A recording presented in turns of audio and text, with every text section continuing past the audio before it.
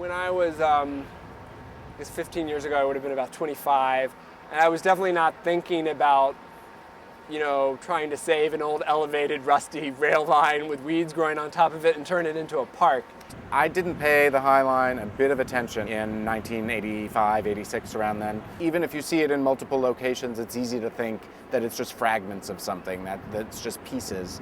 And that's what I just assumed it was. Those are bits and pieces of some ruined something. In the summer of 1999, I read an article in the Times that said it was going to be demolished. And they had a little map in the story, and it showed a picture of the High Line running, a mile and a half through the city. I walked up and down the block and up and down all of the blocks in West Chelsea and found out that it was unbroken all the way from Gansevoort Street to 34th Street.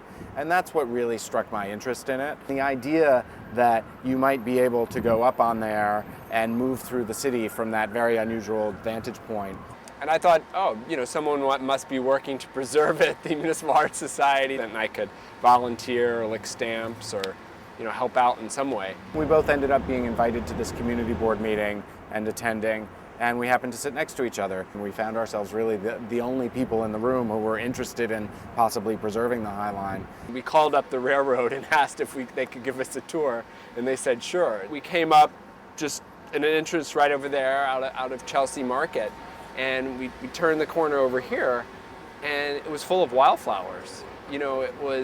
And that's to me where I would say I really fell in love with it. I mean, we had a vision. It's a mile and a half in Manhattan.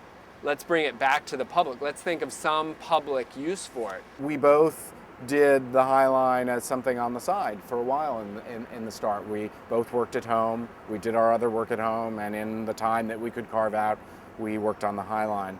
But very quickly, it became evident that there was a reason to keep working on the High Line. There were enough people who were excited about it, who came forth and said, we want to be part of this too, to make us realize this is something significant and important. We started in 1999. By 2005, we were both pretty much 100% focused on the High Line. We didn't develop it and then come to the community and say, here it is, what do you think? And then make a few little changes around the edges. It was really the embodiment of what the community told us they wanted from a very, very early stage. We wanted to involve, everyone in the neighborhood, not just the people that were our supporters or volunteers.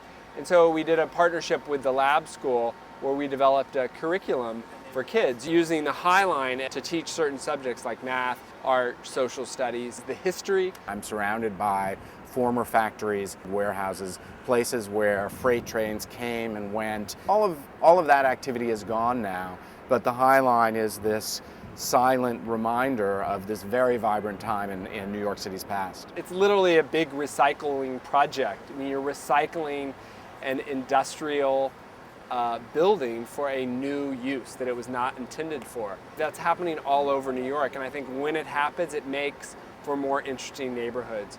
Because rather than clearing office space and starting from scratch and trying to bring something else in, you're using the fabric of what was there, and that historical context, I think, makes neighborhoods richer. We also have a very robust public programming schedule to ensure that there are always people coming here for all sorts of different reasons at different times of day. So that's one of the other ways that we try and take advantage of some of the things that Jane Jacobs taught us about to make the High Line a more vibrant and interesting place. Jane Jacobs had extraordinary influence in how I both look at the High Line and how I look at cities in general. She really put a great sense of power in the eye of the individual, that a person who lives in an area or works in an area and looks at it carefully can understand it in a way that a planner in an office that's disconnected from that neighborhood can't understand it. Josh and I did not have any expertise. My background was in a part-time painter and artist, and was in business, and Josh was a travel writer.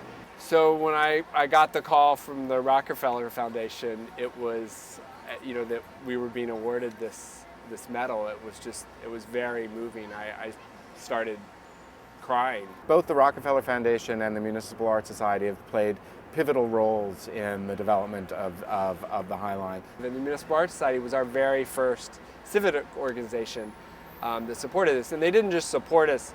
They came to all these community board meetings. It allowed other people to come along and provide all of the critical expertise in areas that Josh and I knew nothing about to really move it forward. And now, next spring, in spring of 2011, we'll open Section 2 of the High Line all the way up to 30th Street, which is very exciting.